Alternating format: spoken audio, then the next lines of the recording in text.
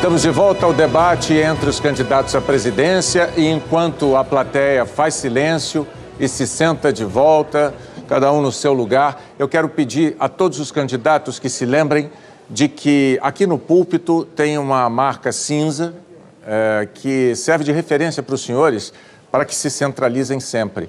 Por quê? Porque as câmeras são cruzadas. Se vocês saírem da posição, acaba atrapalhando a câmera que capta a imagem do seu oponente aqui no púlpito, tá? Bom, nesse bloco, o tema das perguntas volta a ser livre, a exemplo do que aconteceu no primeiro bloco, e cada candidato, aqui tem uma diferença, cada candidato vai poder ser escolhido para responder a, no máximo, 2 perguntas. Não apenas uma, mas 2. Mas no máximo 2.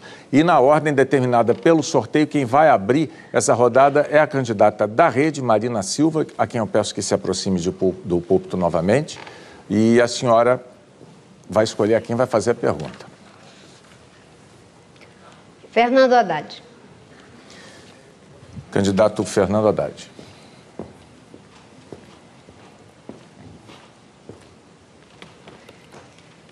Eu iria fazer essa pergunta também para o candidato Bolsonaro, que mais uma vez amarelou, deu uma entrevista na Record e não está aqui debatendo conosco.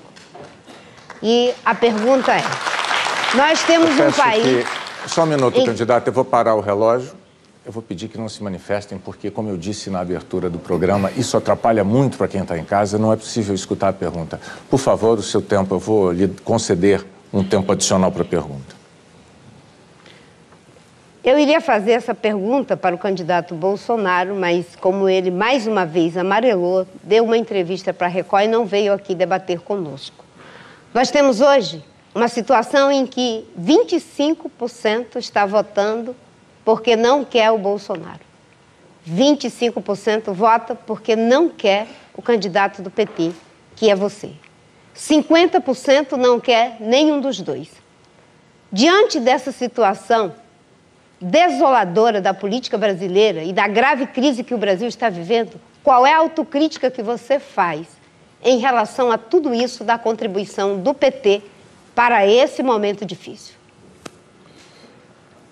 Olha, Marina, eu agradeço a pergunta. Eu estou em campanha há apenas 22 dias. Eu entrei numa situação completamente anormal. O líder das pesquisas, que figurava na dianteira, podendo ganhar no primeiro turno, não pôde participar da eleição em função de uma decisão arbitrária. Arbitrária. Foi condenado sem provas e hoje é considerado pelo mundo inteiro um preso político, inclusive por um comitê das Nações Unidas que vai julgar o mérito dessa ação em março do ano que vem. Você sabe de quem eu estou falando. Estou falando do Lula, que estava com 40% de intenção de voto. Eu estou me apresentando ao eleitorado porque eu represento, nesse momento, um projeto que deu certo. O Lula saiu com 86% de aprovação. Um presidente que governou para todos. Quando falam que o Lula é radical, que o Lula instituiu o ódio, quando isso? Lula tratou do servente ao banqueiro, do catador de papel ao empresário, com a mesma dignidade, abriu as portas do Palácio do Planalto para todo o povo brasileiro, e governou olhando para os mais pobres, que é o que eu pretendo fazer a partir de 1º de janeiro. Reabrir o Palácio do Planalto para todos os brasileiros, de preferência para aqueles que mais precisam da ação do Estado. Essa é a minha formação de professor e esse é o meu valor maior. É lamentável que você não reconheça nenhum dos erros. Abrir o Palácio para os pobres, mas o Bolsa Empresário, só no BNDES, foi 1 trilhão para meia dúzia. Isso é equivalente a 35 anos de Bolsa Família. O Bolsa Empresário, 5% do PIB. O Bolsa Família, 0,5%, Haddad. Vários casos de corrupção. Você tem agora a oportunidade de olhar para o povo brasileiro e reconhecer os erros e você não faz. Você reitera todos os erros cometidos e ainda faz um elogio do mesmo jeito, como se pedir desculpas, como se reconhecer erros fosse um problema. Não é.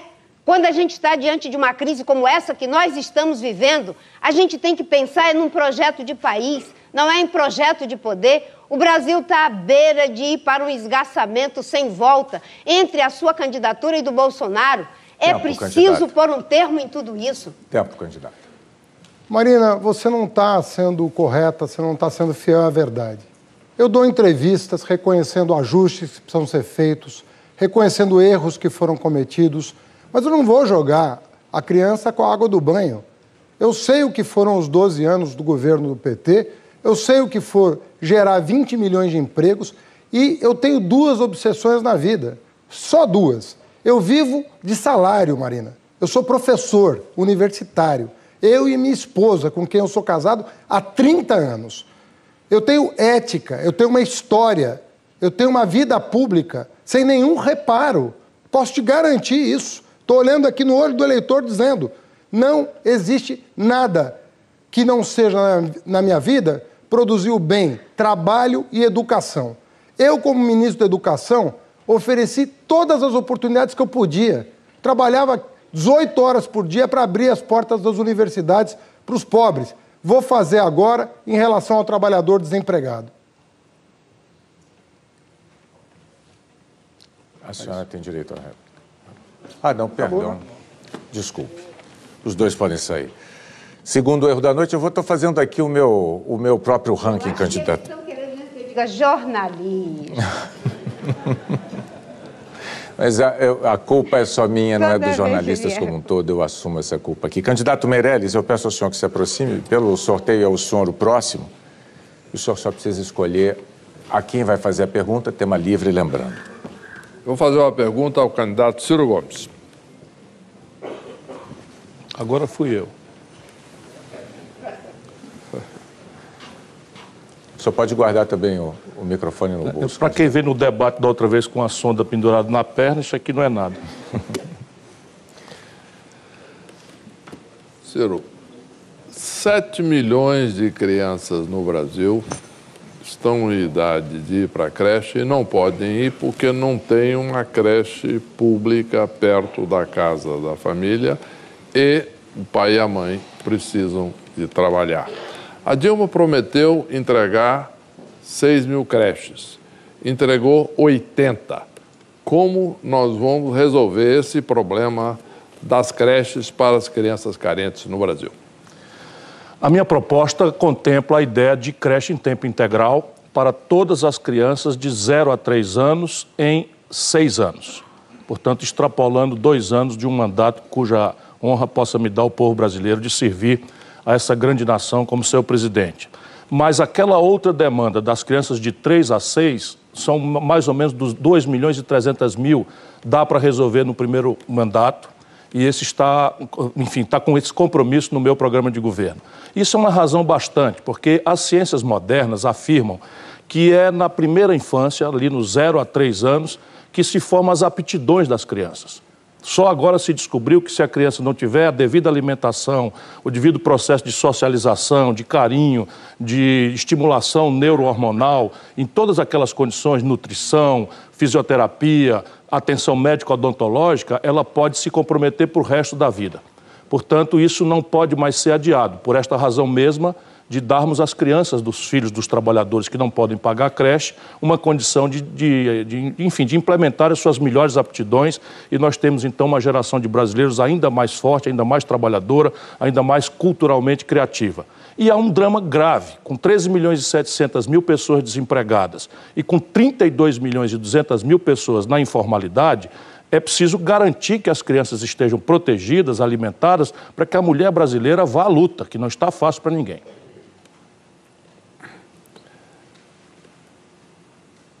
A minha proposta é criar o Procriança, que é o maior programa de valorização e de oportunidade de aprendizado para a criança, de fato, nesse período onde a criança aprende a aprender. Então, nós temos que conjugar, em primeiro lugar, a alimentação e o estímulo adequado.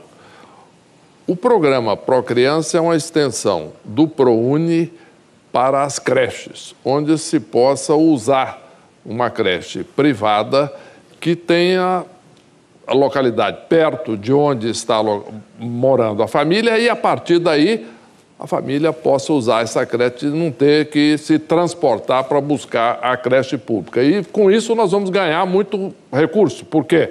Porque vamos usar a estrutura disponível. Para isso, é preciso de competência, experiência e seriedade. Quando governei o Ceará, eu consegui, com creches comunitárias, sem maiores comprometimentos com prédio, mas apenas fazendo adaptações a casas de pessoas pobres da própria comunidade, um programa parecido com esse.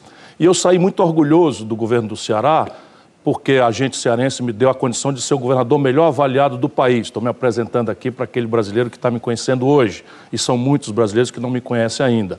Pois bem, eu consegui abrir uma creche a cada 2 dias de governo. Isso me permitiu, o resultado, ir na plenária das Nações Unidas, na ONU, receber, não é por uma política que tinha iniciado já no meu antecessor, o governador Tasso Gereissati, que é do PSDB, mas é justiça que se faça, não é? Nós conseguimos, eu fui lá receber o Prêmio Mundial de Combate à Mortalidade Infantil. E hoje o Ceará tem uma das menores mortalidades infantis do Brasil e é um dos estados mais pobres do país. Ora, se o Ceará pode fazer, me dê uma oportunidade, brasileiro. Eu quero fazer por todo o Brasil. Obrigado, candidatos. Agora é a vez do candidato do PSOL, Guilherme Boulos, se dirigir ao púlpito e dizer para a gente a quem o senhor vai dirigir a sua pergunta, candidato. Ao Meirelles. Candidato Meirelles pode retornar, então? Mas não vou chamar o Meirelles, não. Já disse que eu vou taxar o Meirelles. Já chamou. Meirelles, o Temer foi denunciado 2 vezes por corrupção. Nas 2 vezes ele se salvou com o famoso toma lá da cá, comprando parlamentar em troca de emenda e de cargo. Eu tenho muito orgulho de fazer parte do PSOL, partido em que todos os deputados votaram para caçar o Michel Temer. Como você, Meirelles, como o povo pode acreditar que você vai combater a corrupção se você faz parte da turma do Temer, do partido do Temer? Eu sou um candidato e faço parte da minha história. E a minha história é uma história de quem trabalha em primeiro lugar. Sei que pode parecer estranho para você, essa história de trabalhar. Não, por favor. Eu trabalho, por favor, silêncio. Trabalho duro e não tenho nenhuma denúncia por corrupção na vida inteira. E não tenho nenhum processo.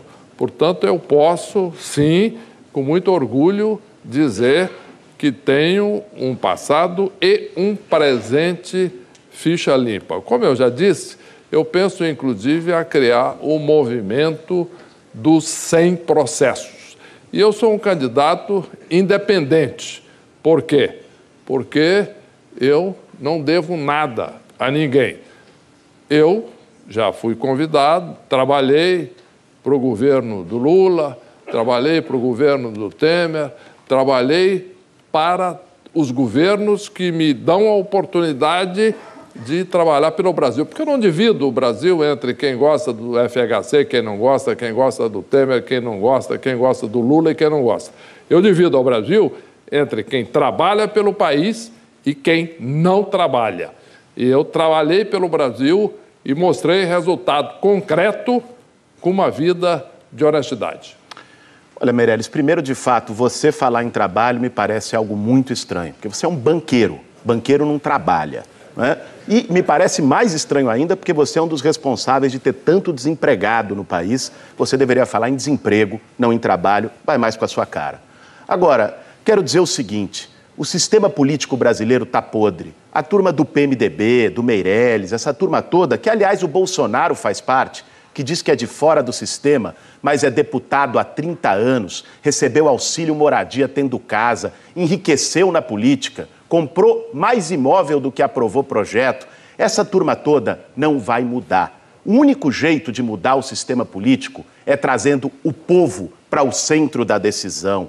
Democracia não pode ser apertar um botão a cada 4 anos e depois ir embora. Não pode ser como o Big Brother, que as pessoas decidem quem fica na casa, quem sai da casa, mas não decidem o que acontece dentro da casa. O povo tem que ser chamado a decidir com plebiscitos e referendos. Nós não temos medo da decisão popular. Sua tréplica, candidato. De fato, nós não podemos e não temos medo da adesão popular. Por isso é que eu estou apresentando essas propostas de criação de emprego no Brasil. Por quê? Porque quando eu fui presidente do Banco Central, talvez você não tenha acompanhado isso, eu estabilizei a economia e o Brasil criou 10 milhões de empregos naquela época. E depois tiramos o Brasil da maior recessão da história e criei mais de 2 milhões de empregos na economia brasileira. E tenho um compromisso, porque eu não acredito em promessas. Se promessa resolver esse problema, o Brasil seria uma maravilha. Mas o que eu vou fazer é me comprometer a criar 10 milhões de empregos em 4 anos de mandato como presidente da República. Muito obrigado, candidatos. Terminada essa rodada, é a vez do candidato Ciro Gomes, do PDT, se dirigir ao púlpito para fazer a próxima pergunta. O senhor só precisa dizer a quem é. Eu convido o candidato Meirelles. O candidato Meirelles retorna, então, pela segunda vez. É a segunda, nessa rodada, só lembrando, nessa rodada, os candidatos poderão responder a 2 perguntas no máximo. Por favor, candidato Ciro. Meirelles, eu gostaria de fazer essa pergunta que eu vou lhe fazer ao candidato Bolsonaro.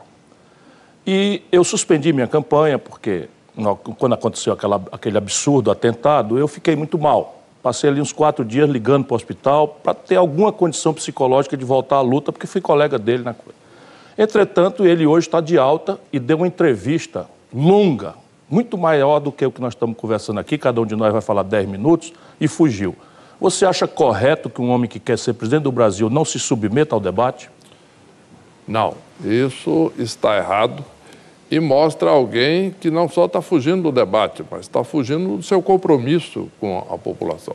E mais importante, não é meramente o debate, é a questão de estar aqui sujeito a crítica, sujeito a ataque, sujeito a discordância, muitas vezes até ofensas ou coisas injustas ou falsas, mas que cada um de nós está aqui enfrentando isso com seriedade e com respeito ao eleitor. E isto é que é importante, o eleitor merece respeito. Por quê? Porque nós temos aqui a apresentar propostas que o país precisa e também dizer o que fizemos.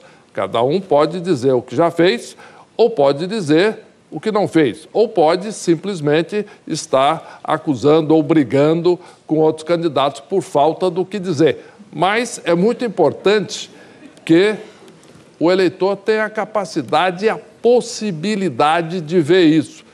Se alguém foge do debate, se alguém se esconde, se alguém não aparece e só vai dar uma entrevista numa situação de absoluto controle e numa situação amigável, significa que essa pessoa, na minha visão, não tem condições de administrar o país. Por quê?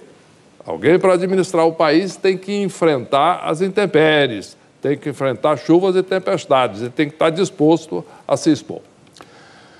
É importante isso, brasileiro.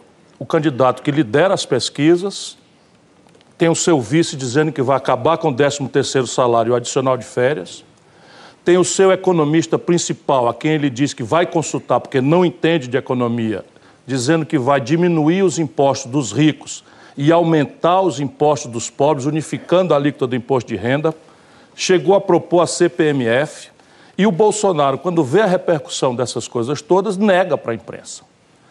Aqui tem 2 coisas, uma mentira, que eu precisava que ele tivesse aqui para a gente esclarecer, e eu acho que é uma mentira grossa, porque eu já ouvi o Bolsonaro dizendo que o brasileiro tem que optar entre emprego e direitos, e apenas o general Mourão, parece que tosco como é, falou com sinceridade, sem ter as habilidades políticas de um mentiroso, não é, que fala a mesma coisa. E o general Mourão indicou quais são as coisas. Mas o que me assusta não é só a mentira. Me assusta é que uma equipe de 3 pessoas, Bolsonaro, Mourão e Guedes, brigando na véspera da eleição. Você imagina que isso vai dar certo no Brasil? A tréplica, por favor. Não, não vai dar certo. A eleição, porque eu não acredito que o povo brasileiro vai assumir essa aventura. O Brasil já se cansou de aventura. A população não pode mais viver esse tipo de aventura. Nós não podemos ter mais esse tipo de risco. O Brasil já correu muito risco. O Brasil já enfrentou muitas aventuras e o resultado tem sido lamentável. Portanto, é um momento em que nós precisamos de segurança, precisamos de competência e uma coisa que está aqui colocada com clareza, precisa de seriedade. Seriedade no que fala, seriedade em seguir a sua própria história. Alguém que apresenta propostas, que vota, mas depois é coerente com isso. E as suas propostas, a sua visão de país, o que ele fala, tem que estar consistente com tudo aquilo que ele já fez e já votou no seu papel de congressista. Obrigado, candidatos. Eu convido agora o candidato Álvaro Dias, do Podemos, para se dirigir ao púlpito e escolher qual candidato ele vai fazer a próxima pergunta nesse bloco que eu lembro tem tema livre. Quem é que sobra aí, Geraldo Alckmin? O senhor pode fazer pergunta a todos, só não pode perguntar ao candidato Meirelles. Geraldo Alckmin.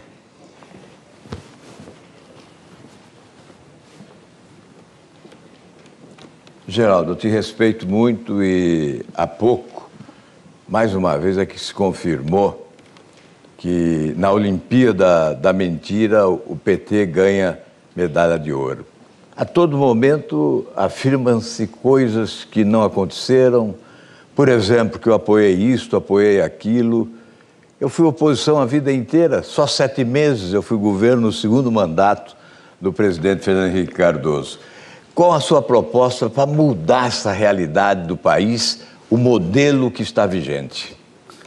Olha, eu acho que nós já tivemos, Álvaro Dias, você que tem uma larga experiência, governador, senador, nós já tivemos a experiência do PT e vimos o resultado disso. O resultado foram 13 milhões de desempregados, criminalidade na altura, saúde deteriorada, contas públicas com problema, empresas fechadas. Esse é o dado de realidade.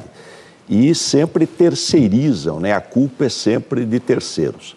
Agora, também de outro lado, e eu venho há meses falando isso, o caminho também não é o radical de direita, que não tem a menor sensibilidade. Muitas vezes eu ouvi dizer que saúde não precisa de mais dinheiro. Ora, saúde está um caos. Como é que não precisa de mais dinheiro com a população ficando mais idosa e a medicina mais cara?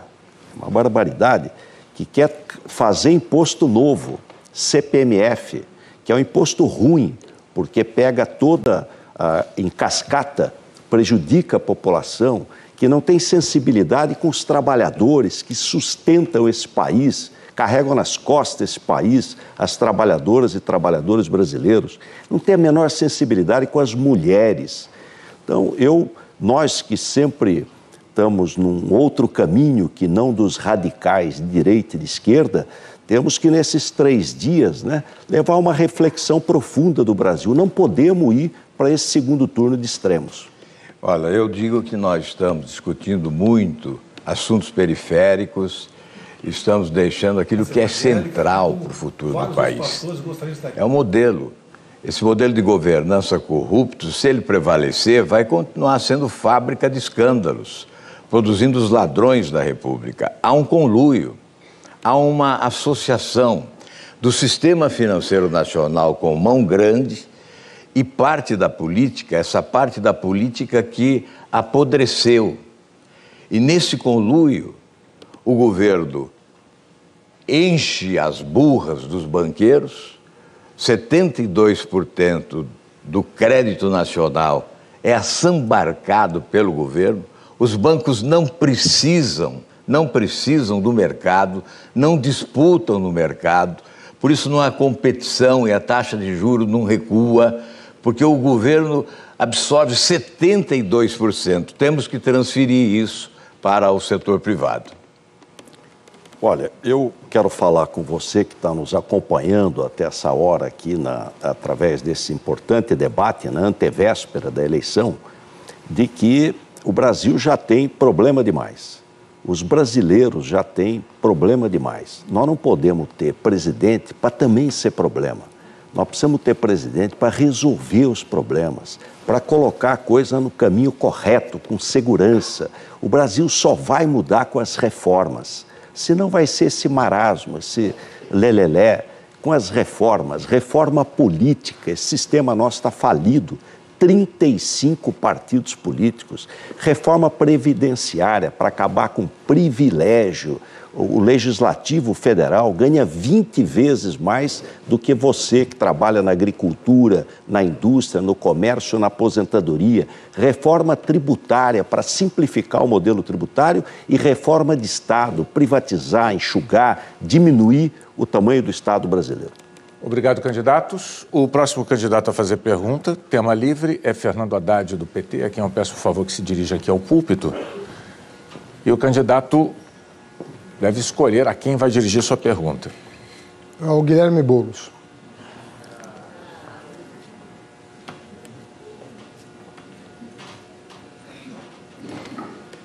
Guilherme, você, como eu, é professor, vive do seu salário, tem orgulho da sua profissão e muitas vezes é incompreendido por pessoas que ganharam dinheiro muito fácil no Brasil. Qual que é a sua proposta para o ensino médio do país? Porque eu sinto que o ensino médio é o que exige mais atenção por parte do poder público, porque foi a etapa de ensino que menos reagiu aos estímulos que foram dados. Nós temos que retomar investimento em educação pública no Brasil, Haddad. Isso passa, em primeiro lugar, por revogar a Emenda Constitucional 95, que congelou investimentos, inclusive em educação e saúde, pelos próximos 20 anos no Brasil. Nós vamos revogar ela. Retomando o investimento, é possível cumprir o Plano Nacional de Educação e investir o custo aluno qualidade inicial, que prevê 50 bilhões para o ensino básico no Brasil, equipando as escolas, inclusive com Wi-Fi em todas as escolas, criando as condições para que os professores ganhem um salário digno e tenham um plano de carreira. Isso é essencial. Nós temos que fazer um debate também sobre currículo. A reforma do ensino médio, feita pelo governo Temer, que tirou a filosofia, tirou a sociologia, ela é uma reforma que tira o pensamento crítico. Nós precisamos revogar essa reforma, porque ela foi feita sem discutir com ninguém, e mexer no currículo, porque a escola não pode ser para formar os nossos jovens apenas para fazer uma prova no fim do ano.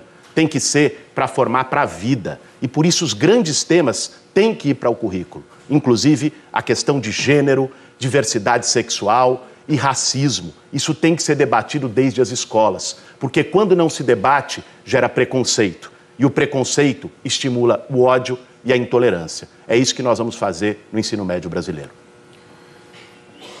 Guilherme, você sabe, você acompanhou, fez parte dessa luta. Nós abrimos as portas das universidades para os jovens.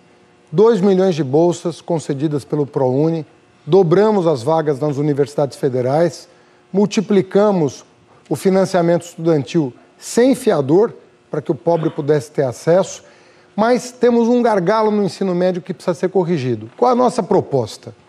As escolas de ensino médio no Brasil, as melhores, públicas e privadas, elas são as federais, as públicas federais.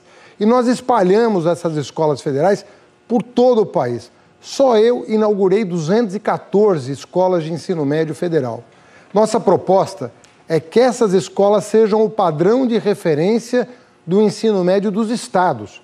90% da matrícula é estadual, não é federal. Nós queremos apoiar essas escolas estaduais a partir da experiência exitosa dos institutos federais, das escolas militares e das escolas do SESI e do SENAC. Olha, Haddad, em relação ao ensino superior que você mencionou, de fato é importante ter ampliado vagas na universidade e ter feito o programa de cotas. Agora, nós temos um problema aí. Hoje, vai mais dinheiro para o FIES do que para a universidade pública. Nós temos que criar mais vagas na universidade pública e criar um modelo de transição, porque a unidade pública tem pesquisa, tem extensão, tem ciência. Esse dinheiro que hoje vai para a universidade privada tem que ir para as públicas, inclusive fazendo uma auditoria, porque ele tem uma verdadeira caixa preta aí dos grandes grupos de ensino privados educacionais. Agora, você mencionou um tema no início da sua resposta, da sua pergunta, que eu queria colocar aqui, Eu, com muito orgulho, faço parte do movimento que luta por moradia, do sem-teto, de pessoas que todo fim do mês têm que fazer a dura escolha, como muitos que estão nos assistindo, entre pagar aluguel e botar comida na mesa. Para mim, esse é um orgulho enorme estar ao lado dessas pessoas. Eu ando com sem-teto, eu ando com sem terra, eu só não ando com sem vergonha. Candidatos, muito obrigado. Agora é a vez do candidato Geraldo Alckmin, do PSDB, dirigir a pergunta ao candidato que ele escolher. Eu escolho a candidata Marina Silva. A candidata Marina pode vir até o púlpito. 30 segundos para a sua pergunta, candidato. Marina, um tema que preocupa o Brasil inteiro, inclusive aqui no Rio de Janeiro, onde nós estamos, é segurança pública. Nós, em São Paulo, conseguimos um resultado importante. Nós tínhamos, há 18 anos atrás, 13 mil assassinatos por ano. Reduzimos para 11, 9, 7, 5. Ano passado foi 3.503. Reduzimos 75% os homicídios. Qual a sua proposta para segurança pública? Nós temos uma situação dramática em que 63 mil pessoas são assassinadas por ano. E a nossa proposta de segurança pública é, inclusive, para frear o que está acontecendo no Brasil, que quadrilhas e organizações criminosas que só existiam em grandes metrópoles, como São Paulo, Rio de Janeiro, Minas Gerais, e principalmente aqui em São Paulo, como é o caso do PCC, estão indo para estados que não têm a menor condição de lidar com esse time de crime.